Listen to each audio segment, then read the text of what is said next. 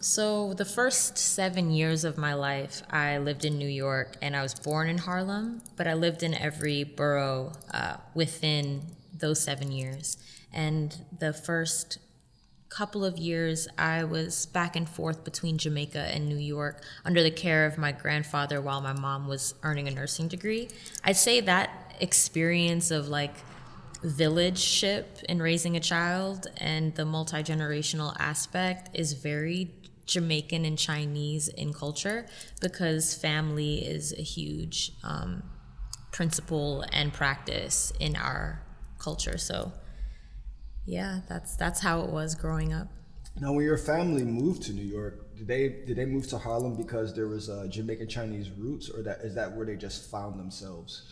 I want to say that's where we just found ourselves, but I know that everything, there is a reason and a divine guidance. My mother earning a nursing degree, I believe she was just led to be more upper Manhattan because she was doing residency at Mount Sinai, and I think it was just convenient at the time. We did spend most of those years in Brooklyn, East Flatbush primarily, and that is where there was more of a cultural like easy integration, because East Flatbush is full of Caribbean culture, and our neighbors, that's who also would take care of me. If it wasn't blood family, it'd be Mrs. P, who lived on Ocean Drive. Yeah, that's beautiful. Did you guys visit Jamaica a bunch when you were a kid, or did you spend most of your summers? Definitely visited Jamaica at least 2 to 3 times a year. Wow. Yeah, all the way through to my adulthood. So I took my first steps in Jamaica. Oh, wow. Yeah, so I feel like my memories are very interwoven. And when we moved down to Florida from New York, it was just a hop, skip over, like to Jamaica. It was a very quick flight. And so it was a constant thing to go see family. And then also my mother was really big on church conventions, and I always had to go with her. Yeah. How long was your mother a nurse for? I mean, she never stopped being a nurse.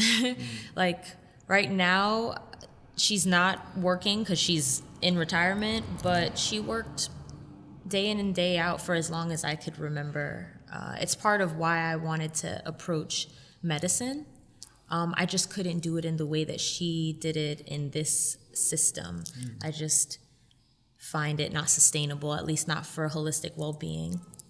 How did your father assimilate to American culture? My father, I can't really say, because we don't have much of a relationship. We stopped speaking in 2004. And so at that point, I don't think I had the maturity or consciousness to even understand him being a human that has his own journey. I only think that I've considered that in the last maybe 10 years of my life. Oh, wow. Yeah. So how relevant is herbal medicine in Jamaican Chinese culture? And can you elaborate on the concept of food as medicine? So herbal medicine, I think, as in many cultures, is really, really present in Jamaican and Chinese culture. Documentation-wise, Jamaican herbal medicine, herbalism in Jamaica has 500 plus years of documentation, but I'm fairly certain that our ancestors have been using plant medicine long before then, long before we knew to call it herbalism. And as far as Chinese culture, there's documentation that goes back 3,000 plus years. Wow. Traditional Chinese medicine is a foundation that informs a lot of different healing modalities and institutions that study medicine at this point in time.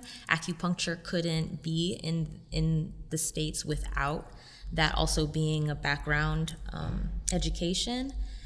And I'd say that as far as it is within my culture, within my upbringing, Chinese medicine has been an understanding of energetics for me. My grandfather used very simple language when describing what he was giving me for what ailed me, whether he was cooling my head or putting heat in my body, for whatever balancing that needed to happen. Yeah. So in the traditional sense, it was almost passed down to you. Oh, absolutely. I think the nuance and the vibration of it all was something that was inherently like family oriented, what was gifted to me and what was deeply ancestral. And the food as medicine piece definitely contributes to that as well. Food as medicine is the understanding that everything that you ingest is going to contribute to your overall health. And with respects to it within Jamaican and Chinese context, it's about bringing balance into the body. You completed a spiritual herbalism apprenticeship within the Sacred Vibes apothecary community. Can you explain herbal medicine and what an abarisha is? Herbal medicine is a approach to healing using or collaborating with plant medicine. There's a lot of herbal programs out there, but as I learned it under Karen Rose's tutelage, it was the art and practice of spiritual herbalism that considers approaching wellness holistically, considering the energetic, planetary, and elemental associations of plants and incorporating that understanding into your treatment. You'd approach the wellness considering that the body, mind, and spirit are not separate, that they're interconnected, and so then your treatment has to reflect that as well. An abarisha is a devotee to the orishas, and the orishas are deities or personalizations. They're supposed to represent forces of nature. So I guess in respects they are relative, herbalism and abarishas, because there's this consideration and even more an elevation of nature as a guide of your path, a guide of intelligence. And as an abarisha, abarishas are considered underneath the context of African traditional religion. Spiritual systems within them can differ. There's Lukumi, Santeria, Candomblé. I've walked the path of Ifa, which has its origins in West Africa, Nigeria specifically. And I'm an abarisha that practices within the understanding of Ifa as a universal concept, and that's how I learned within the lineage of Ifa and my Ile. Would you mind giving us one example of a person you helped as an abarisha quickly? The person that I've helped as an abarisha, I would say when I was working at Sacred Botanica in 2020, after initiating, I found that the people who came in, if I couldn't help them in terms of quick readings or what they were looking for was a different type of divination, I'd send them to my Baba, right? And I found that the readings that he was able to provide, because Ifa knows, it either helped lead them down a similar path of spiritual systems, or it helped them feel empowered enough to make the changes or to activate the changes that they wanted to in their life. I'd say that that is the way that I have helped someone specifically as an abarisha. Beautiful. Let's touch a little on nature, body, and spirituality. Is there a process of synchronization that you use to align the body with spirit and nature? So the body is already aligned with spirit and nature. I think I'd uplift that first. But I will say that a way to increase our consciousness to that connection would be first connecting to the breath. It's the first thing we connect to really when we make the choice to enter this world at birth. And it's what we have to continue to do for the rest of our life to ground ourselves and center ourselves. It's the first practice in a lot of panic response, like bringing oneself back into our consciousness and a feeling of groundedness. So I use that first, always. Meditation always uplifts breathing as the first step towards meditation. Some people can't just focus on a breathing exercise, but I think that that's really the first thing, is maybe counting helps. Staring at a flame while you breathe helps. Incorporating nature in all ways seems to be the way to really, really calm and bring yourself to a synchronization or an awareness of synchronization that's happening with or without your awareness. Beautiful. Yeah, first breath. I think that's something that everybody can relate to, but doesn't think about initially. Is taking a breath when anything happens. That is the most healthiest thing, and I like the way that you said that. That's the first thing that we do when we're born. It's just gravitate towards first breath. Exactly. It's so simple. You teach workshops in your community at Get Right Wellness collectives about herbalism, numerology, as well as candle and crystal divination. What motivates you to educate the people around you about herbalism or wellness? Mainly access and empowerment. Presenting these modalities and approaches as a choice, I just think is really empowering to give to people, so that although I offer divinations, I don't necessarily want to be anyone's guru. I don't want anyone to need to rely on me for their further steps on their journey. If they do want to reference our reading, or if they do want to reach out, that's completely fine. But I don't facilitate for codependency. So really for me, it's about access and offering something that I learned that works for me.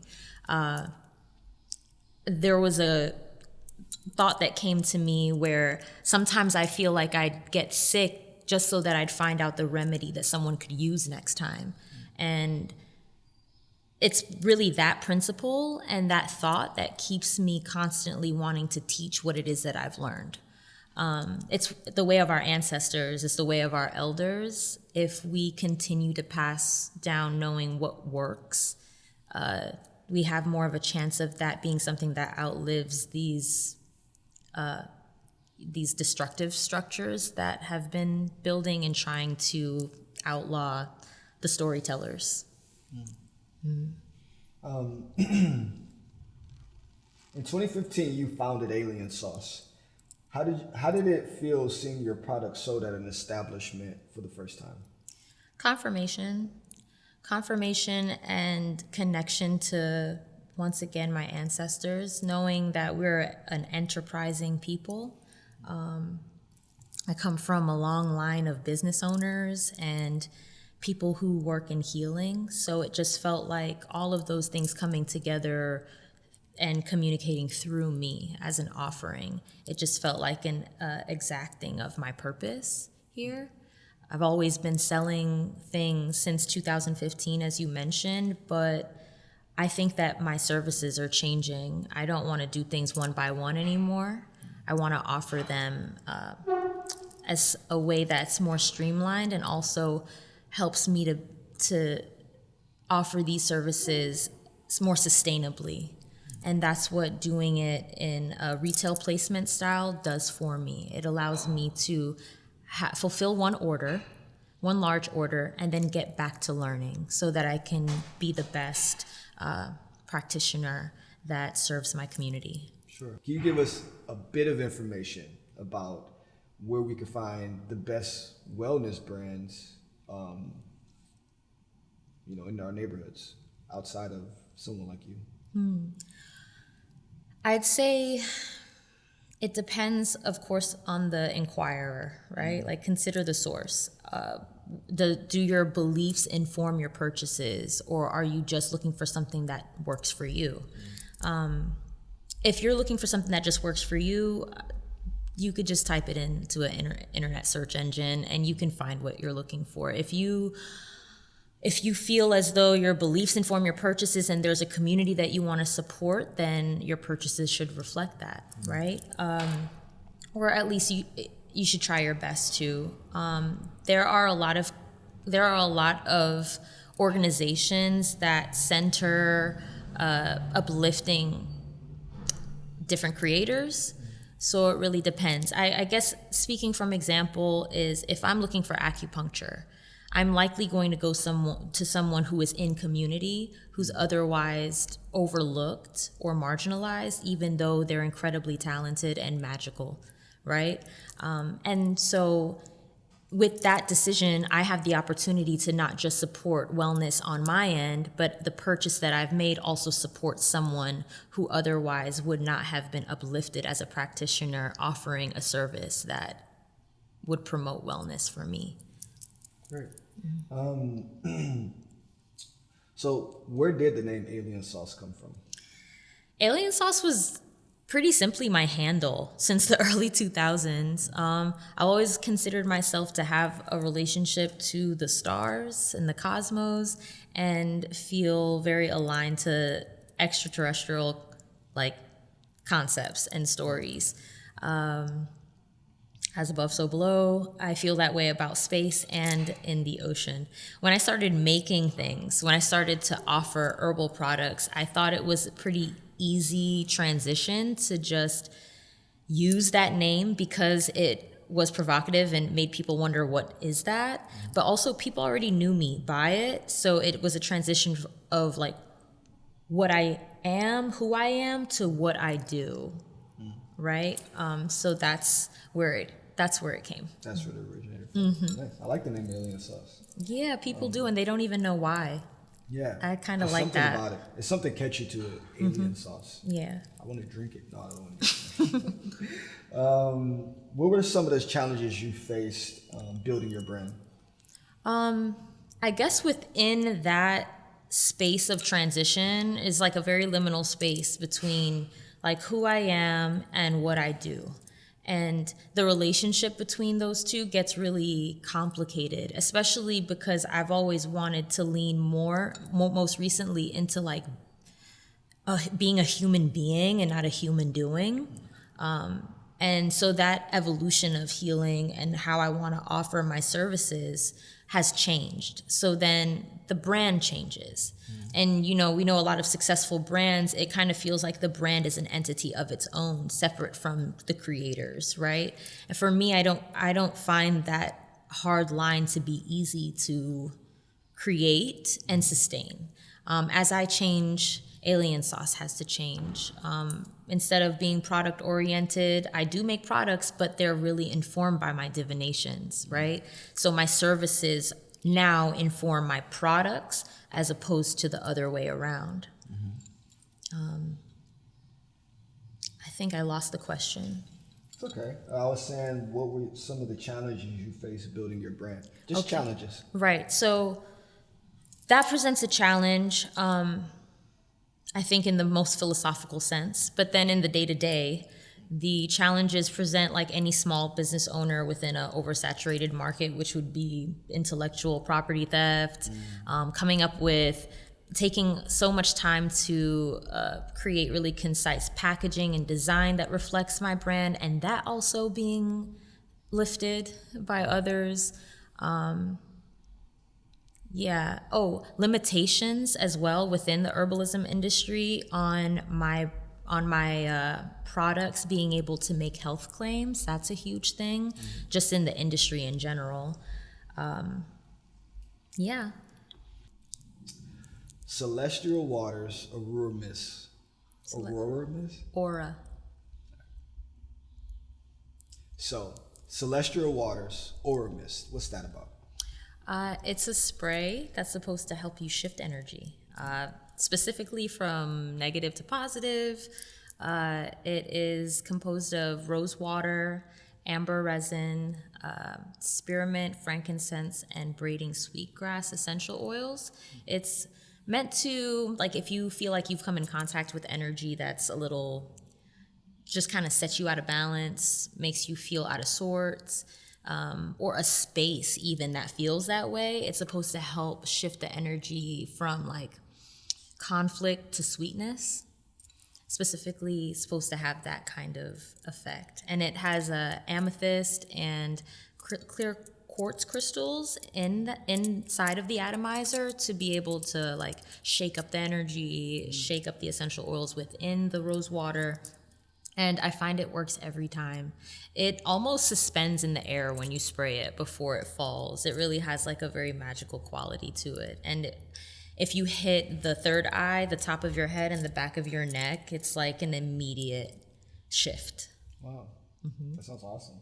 It's real good. So Immunity Tea Blend, which is one of the products that I actually seen at a restaurant, Julia's, around the time I first met you. So let's talk about that.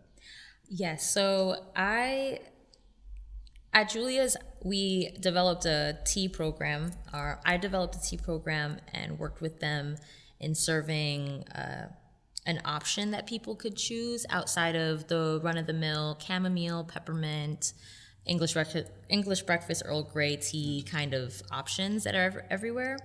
These are herbal blends or preparations that are meant to meet a certain objective. And so I did 3 to start, which was immunity, calm focus, and energizer. Immunity, I feel like, was relevant and remains relevant to this day because it's packed with nutrient-dense herbs like nettles, oat straw. In today's relevant news, mullein, which is good for respiratory health. I've been leaning on that blend a lot these days because of what's been going on with the wildfires. Just the environmental oxidative stress that is on the body. It's been a huge ally during this time. And I found that a lot of people, that was one of the most favorite blends other than Calm Focus, because everyone also needs to find chill during this time.